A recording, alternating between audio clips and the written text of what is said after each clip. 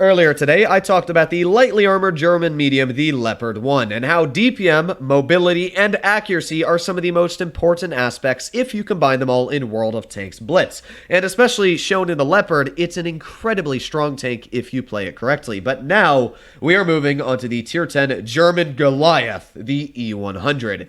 Now this vehicle takes away the mobility, it takes away the DPM, but it gains Alpha. And Alpha is very, very important in winning games as well, because you're able to trade. Not to mention, this vehicle has almost 3,000 hit points slapped onto it. So, with those two things alone, and the decent armor it has, make it a very strong vehicle, and you're going to be seeing that in today's gameplay. So, what is good about the E100? Well, as I said, the Alpha is great. 640 on the standard, and the HE with 94 millimeters of pen and 960 average damage. Whoa, that hurts quite a bit if you get hit by it, and you're going to see a couple examples of that in today's gameplay.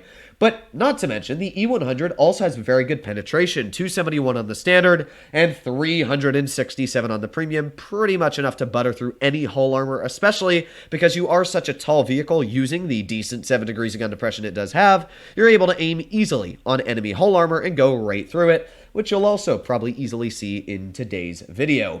Now, while the DPM isn't the best at 2466, it's about 1,000 less than the Leopard 1, Alpha gives you the ability to trade with enemy opponents. So obviously a Leopard could shoot me twice and deal about the same damage as my vehicle would deal back to him in one shot, but the thing is that you only need one shot and then you back up. Even if that Leopard hits you with a heat shell, it's going to deal about 270 or so damage, and then you'll back up. And that's it. Then, you're winning that trade 3-1. And that's pretty dang good when you think about it. So that's where Alpha is great, especially because this tank has so many hit points. You're able to tank in a lot of shells and still deal big damage shots back, even when you're very low health. Alpha can be very important. The issue with the E100 and the issue with Blitz meta right now is that mobility is definitely key. By the way, that shot there, that was just try to hit him with an HE, maybe deal 200 damage. But mobility is definitely key. On a map like this, it's not as important, or a map like Himmelsdorf, because obviously you just stick with your team and you win. But on a map that's very open, let's say like Vineyards, or on a map that's just very medium dependent like Middleburg and you got to climb that hill, you've got to hope that your mediums don't die and you've got to hope your team goes up with you, because if they don't, you will lose very quickly. Where if you have mobility, you have the ability to flex very quickly to other positions. This tank, you've got to decide where you're going very quickly on this game, and that's why you'll notice when I was playing my Leopard earlier today, if you haven't seen that game, I'll link it in the description, but when I play my Leopard, I don't tell the team really where to go. When I play the E100, I do try to direct the team which way I would like them to go, because obviously, I need to be able to be the brunt force on the team, and if I can't do that for them, and they either leave me or they don't really decide where to go, it's not really the best scenario. Now, I thought this Waffle was going to stop and try and shoot at me, but it turns out that he was just going to drive right out in the open, which I didn't expect. So that was my fault there on aiming. I should have at least led it a little bit, but I honestly thought he was just going to stop. So right now, I'm like, well, if that Waffle is going to keep on moving, they've got 3 tanks up top here. They're not very healthy, and as you can see, I've already taken 650 off this IS-7, and again, another nice tap there. Now we're sitting at 1,300, and even then, he probably ran rammer on his vehicle, which means he couldn't pen my lower plate with an AP at the angle I was using, so I typed in chat push. We've got an E100 up here with me, and as well an FE2 and 5B. With that, we've got a way bigger advantage than they do on takes up here. That 62A, boop, I finish him off. I was going to shoot at this IS-7, but I figured I'll help out the team get a nice shot into him. So now I'm going for the IS-7. I noticed that my teammates aren't really going to do much, but this is an issue because obviously this bridge slopes down. So I have to drive down the bridge to be able to pen this guy, get a nice tap into him, another 602. And with just 3 normal rolls, we're just about 2,000 damage. Well, obviously I had that little bit of 200 from the 62A, but that about adds up because 6 times 3 is 18, and add the 2, there you go, 2,000 damage.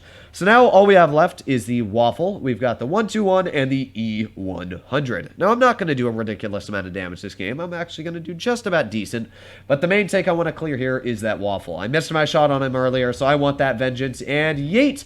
Perfect shot. A little bit weird on how it hit him. I was hoping that the game wouldn't glitch out that much when I was sitting on that what should I say, the terrain there, or the edge of the bridge? I don't really know what to call it, because it's not really part of the bridge. It's kind of like an exit ramp. That shot also was very close to missing, and right now I was actually trying to get to the side of the E100 to start going towards that 121, because I knew that I wouldn't, you can see here, I was just trying to get past the guy, just trying my best, and there we go, now I'm starting to get past him. try and aim it on that WZ-121. I really, as you know, like to get at the damages. I was going to ignore the E100, but I was like, nah, I'm not going to be a jerk. I'll help out, get the shot into the E100, and now I'm going to go for the WZ-121. I'm already sitting at over 3,150 damage, and that's another example where you don't need DPM to do very well. While I may have done 4 or 5k in the Leopard 1 in this scenario, 3,000 to 4,000 damage is still very impressive on a tier 10 aspect, especially for a super heavy like this. So I'm just going to push my way on through here, get around the 2 and 5B, and yeet a shell into the side of him for 614, and with that, a pretty solid victory. So that's where the E100 does very well. As well, it can do a good job ramming. That's something that's fantastic with a super heavy like this. Ramming potential is all the way up there because you can ram pretty much any other vehicle, even heavy tank like an E5 for 300 if it just slightly taps you going 30, 20 kilometers per hour. So there you have it. That was the first game, 3,843. And the second game we'll be showing you is a pretty solid one at that.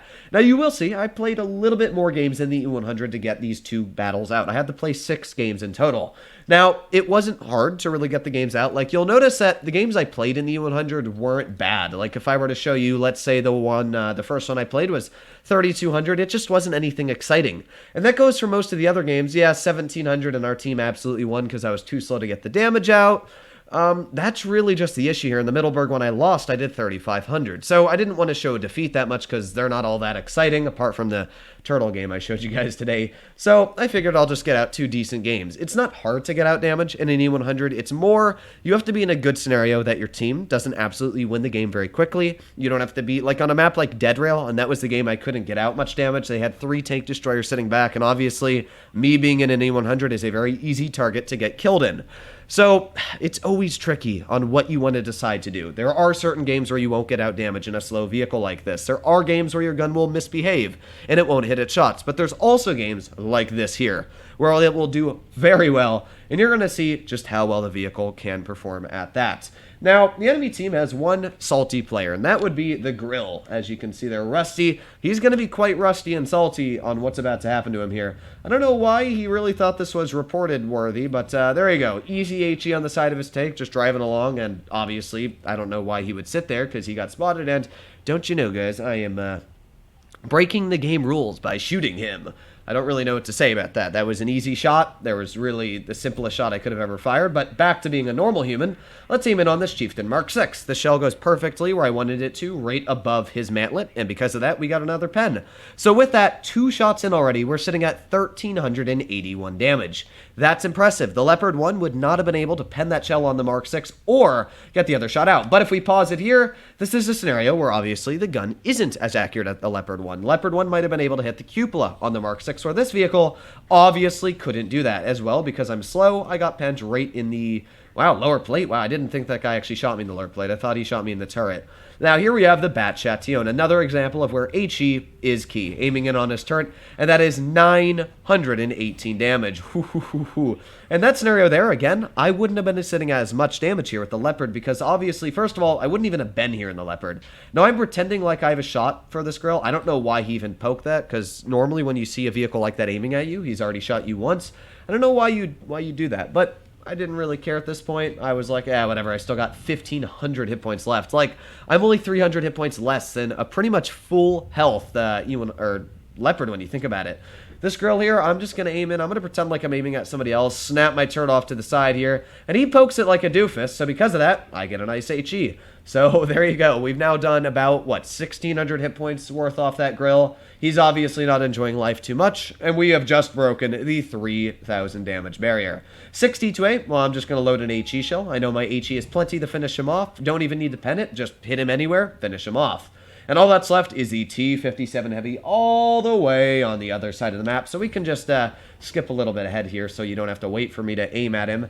Here we are, and I have an HE shell loaded, as you can see. I have the side of his tank, and boom! There you have it. A 902 roll, breaking 4,264 damage in the E100. So, there you have it, guys. The goys, yes, my English is fantastic. But there you have it. That is E100. It's a very strong vehicle, and its alpha makes it great. The VK-72 is just another perfect example of that. Jagdpanzer E-100 is another example. There's vehicles like the VK-90, which carry strong alpha. Any tank that has high alpha is pretty solid because it's able to outtrade its opponents, especially when you have a lot of hit points. Now, obviously, the really high alpha tanks you'll find, apart from the Sheridan, you're really not going to find either in tank destroyers or super heavies. That's about it. You really don't find super high alpha anywhere else. Those are the only two classes that really carry it. But it's very strong if you're able to use it effectively. As always, hopefully you enjoyed today's video. If you did and you want to see more like it, please consider smashing that subscribe button down below. But other than that, stay happy, stay healthy, and I'll be seeing you in the next one. Bye-bye.